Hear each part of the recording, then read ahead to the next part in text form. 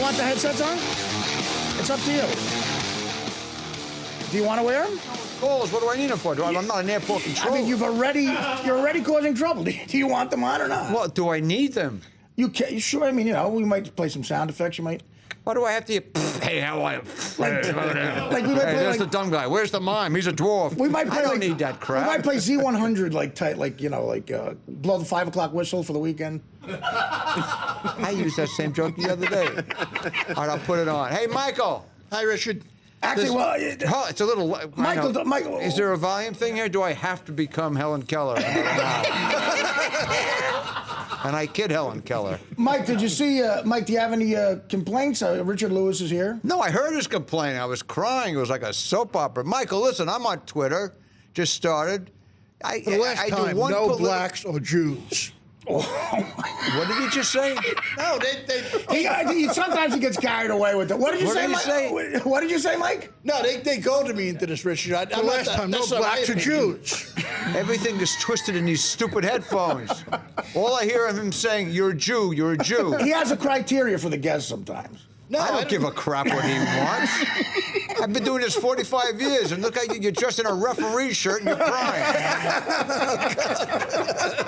And then everyone says, oh, the nutcase who tweeted me is probably in a little room and jealous. No, I think it was a very rich guy with 2 hookers in his room in Vegas worth $500,000 who hates your guts. You can't, you gotta feel good about it. You know what someone once told me? You have a resentment toward this guy. Resentments are like taking poison and hoping that you die. Right.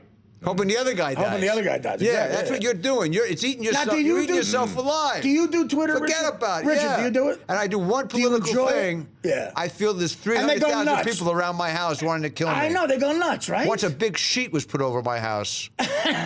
Really, the Klan came right out. One thing about economics. Because you're a political guy, but your stand-up's not political, but you are a political guy. No, some of it's more political, but I'm more progressive than I am Tea Party. Can I say one thing? I know this is hard. It's hard for you to be. I don't smoke anymore. It's hard for you to be serious because you're insecure. That's not true. You're insecure like I am. You're judging me like Michael No, is I'm now. just saying, no.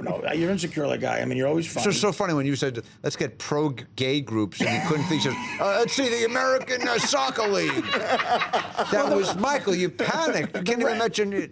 The rainbow code. Just say, yeah. No, not the that's the push, the rainbow. It's for blacks, for affirmative action. You're an idiot. But a nice guy, now you don't take that personally. Well, you're very But observant. lose the shirt, I'm having a breakdown staring at it. Thank you, buddy. You're very observant. You're very observant. Well, listen, you and John, you're successful men. You're helping him. He's already a great character, but he's dressing like he's stalking himself. Mike's stylist, quit the show, actually. Oh, that's funny. He had to leave. No, keep him on, because then he'll come back. He'll kill you. I have to say something. Yeah. I want to be serious for 1 second. Now, you could be serious. I want to be serious, like a Jerry Lewis kind of serious, where I get like. Oh, really? Like No, it?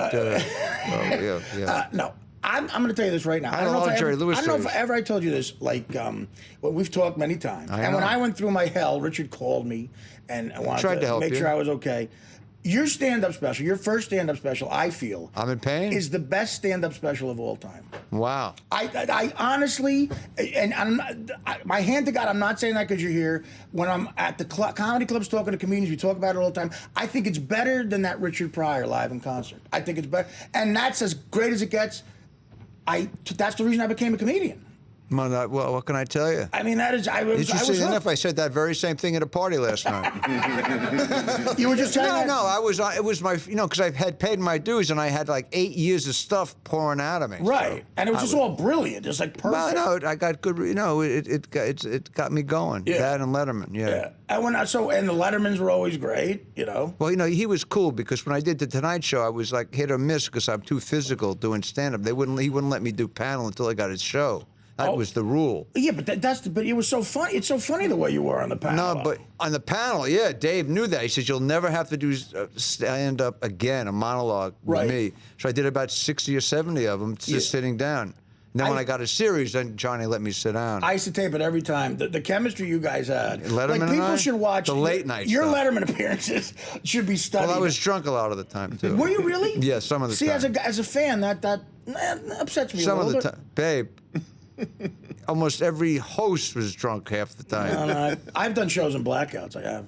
I'm doing Really? it now. I dated a woman for 5 months.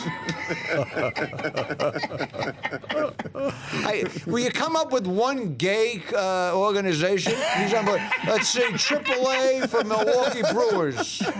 He's really... The Milwaukee Brewers.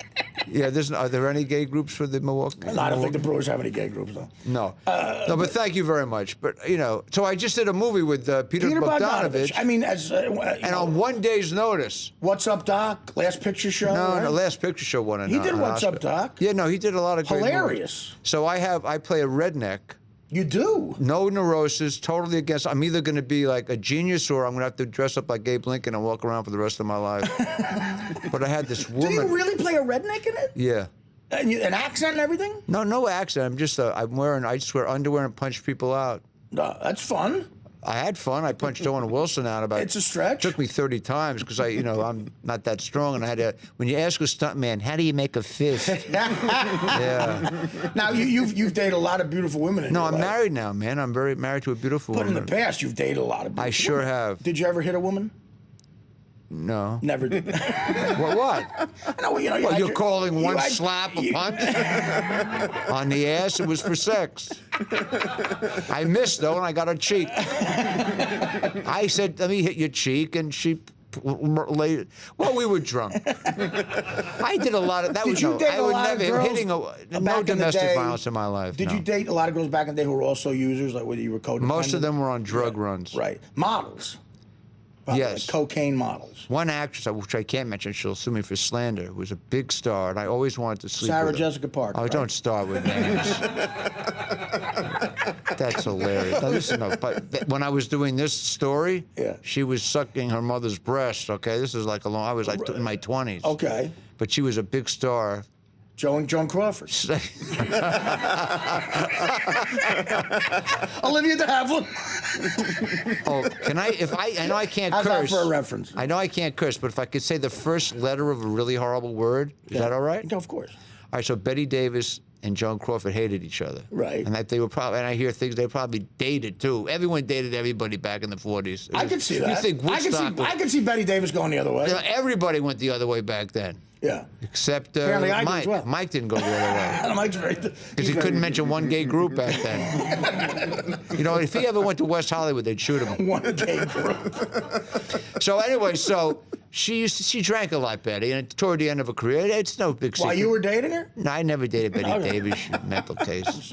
Joan Crawford, I dated. I'm trying to guess the actress that you hit. Now you won't be able to. But she was young and a star, and I was so hot for her. Right. So I go over to her apartment. Yeah. She didn't even have. She could have had a house, but she didn't care. Betty Davis had an apartment? Now get off this. This riff You brought sucks. it up! This Riff!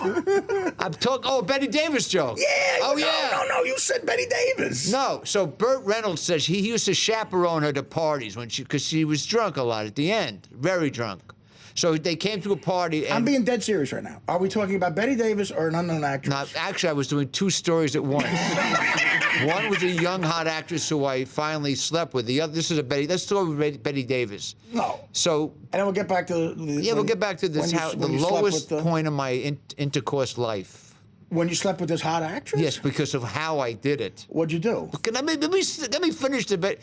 Forget Betty Davis. So I'm in her apartment. I'm in her apartment. This is like a tennis match. I'm in her apartment. She's talking about Michael and how insecure he is. No, I'm just kidding, Mike.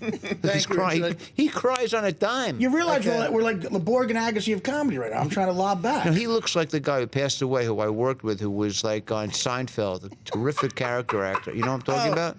And he was also he was on Seinfeld a lot. I can't think of the actor. He looks like if Shelley and Jonathan Winters had a child. That's what he looks like. You're not helping his stability. He's fine. He's over. Are you running have to have a breakdown on the show for No, he's beyond that. Yeah, I think he's smarter than you think. 52 lives at home. Name one. Was Liberace gay? You have 10 seconds. Yes, absolutely. Did you see Liberace on HBO? Yeah, I thought a little disconcerting. I can't get that image out of my. Well, I can't get the image of Matt Damon banging Michael Douglas out of my head. Can you say bang on satellite? Well, yeah, sure. Good, then I could say that on the story now. So I wanted to bang this young actress. Yeah. She wanted to bang me, I thought. Right. Because she was so loaded, she threw a glass at my head, and I got so hot at the bar. Really? Yeah, and I ducked. She missed, and then she said, God. "Let's go to my place." I mean, this is great. But her movie was out at the time. When we got to take a break. When we come back, Should I fax this in tomorrow? when we come back, Richard will tell us more about when he banged Leslie Ann Warren. She's so. I wish. I mean, I wish I knew her. I mean, I do, but let's get out of here. Can I guess the actresses? No, you guess the can't. I'll be sued for slander. I'll be sued. Daphne Zanuga. No. I dated her. Did you really? I dated a lot of You people. dated Daphne Zanuga? Yeah, one day, but I was drunk and she didn't want to see me again. I made my amends to her. Richard Lewis on the Artie Lange Show after this. The Artie Lange Show, weeknights on Audience, only on DirecTV.